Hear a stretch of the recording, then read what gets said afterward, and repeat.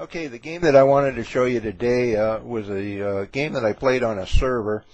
I'm playing white, and we started with the English opening. And what we got here is kind of a Sicilian reversed. And my opponent made some pretty typical mistakes here that were kind of interesting. And this particular variation that we're playing here isn't very dynamic. He plays f6 here to limit the scope of my bishop. As you can see, we're headed for likely a pretty positional game here. And this is all book, and I played d4 here. The idea here, what we're going to have is a classical center with my pawns on d4 and e4 against his queenside pawn majority here. Leads to usually some pretty interesting positional games, if you like that sort of thing.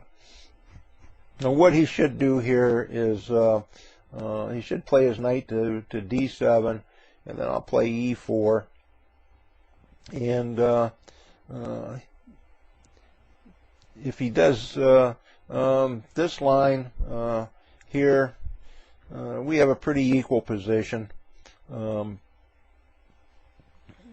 the other possibility that he has here in this particular position, he can take immediately on d4 and then develop his bishop to f5. I kind of like this better because he's brought his bishop out and it covers the square e4, makes it a little bit more difficult for me to advance my pawn to e4.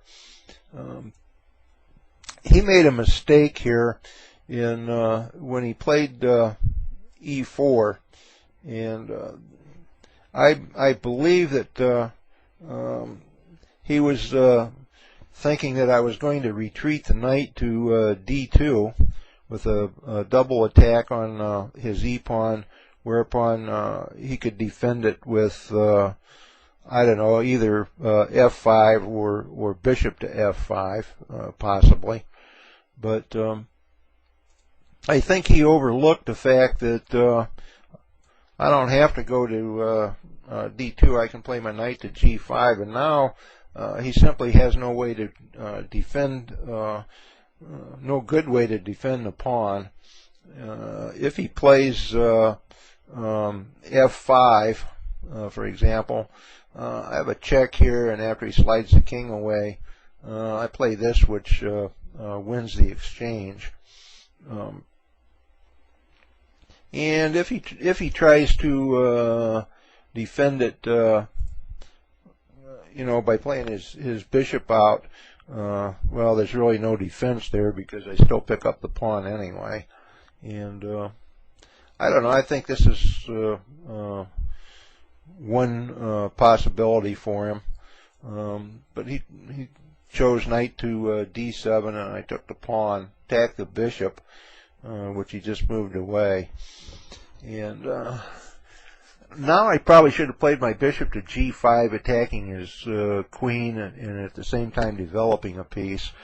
But I was thinking of the possibility of developing my bishop to a3, so I played a4. And I think at this point he either has to play his knight to b6 with the idea of going to d5, or else he has to prevent my next move with h6.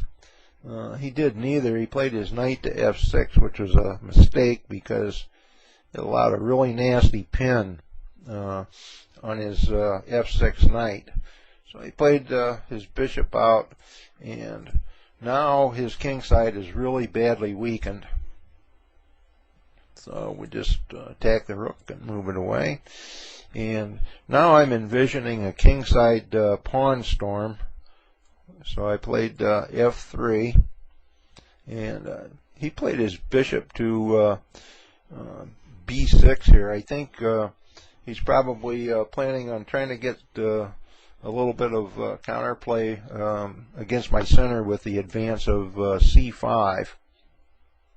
So I played e4, and now he really needs to retreat his bishop to e6, of course, but he didn't. He played it to g6, and there's now a very good possibility that the bishop is going to get trapped there after f4, and he can't take the pawn, because if he does,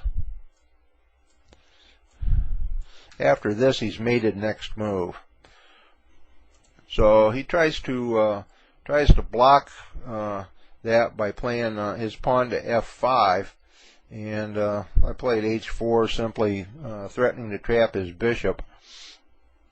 And what he needs to play here is his pawn to f6,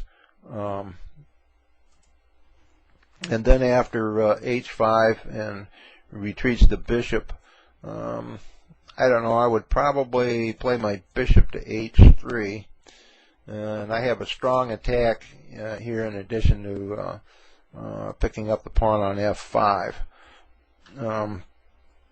But he captured the pawn, and I'm almost positive he was only looking at the move h5, and then he can move his bishop to f5. I think he totally overlooked the fact that I have that, which traps the bishop.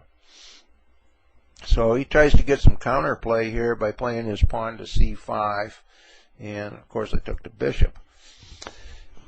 Now he has to make a choice here of which way to capture back, with the f pawn or the h pawn. If he plays with the f pawn, I've got a check here. I have to move the king over, and now we'll attack the queen here. And if the queen moves, say to d7, I have a check on f6, and he has no place to move the king, so he would have to play his queen from d7 to g7, and it would be lost. So at this point, I think he needs to play his pawn to c4, and I would capture it. Then he can play the rook over to attack the queen, and now he's in some real trouble here. So if he attacks my queen here, we'll just make some trades here.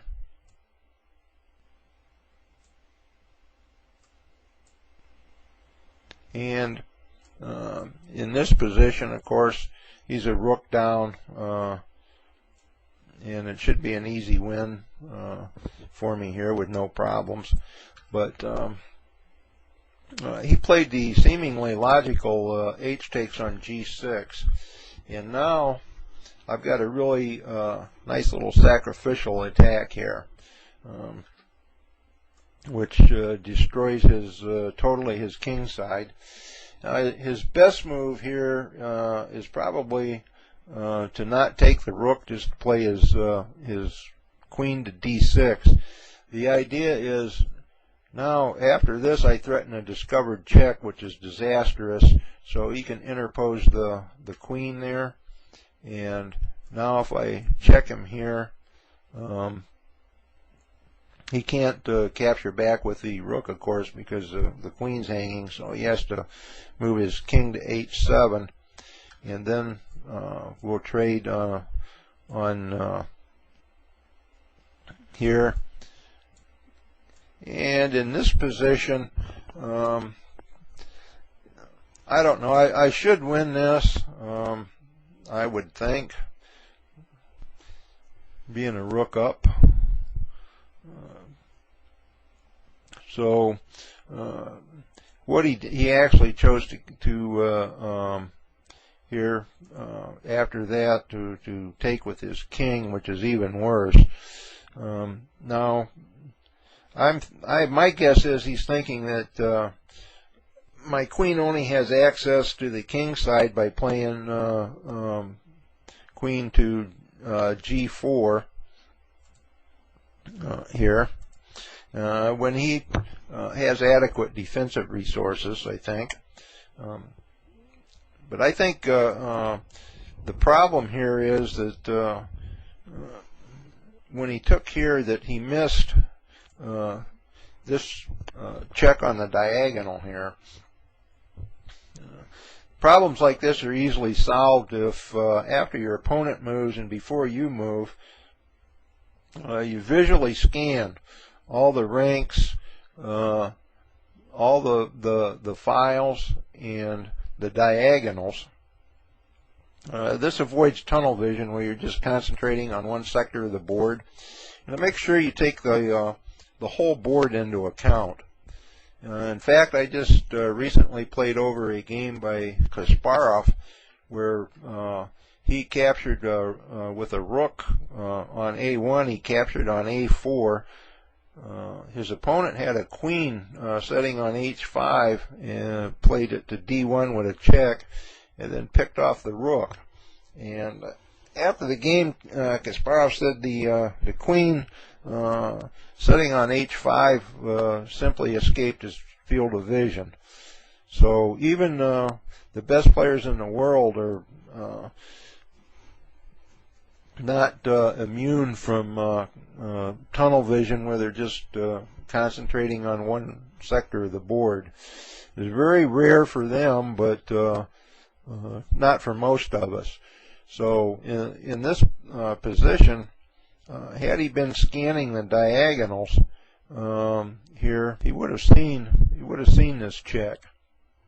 And now, of course, if he plays his king to e7, pick up the queen with a check here. So he interposed here with the rook, and now I've got my rook to f1 check, and he's only got one square that he really can move to, and that's to play his king to e7. But then I check again, and the queen is lost. So at this point,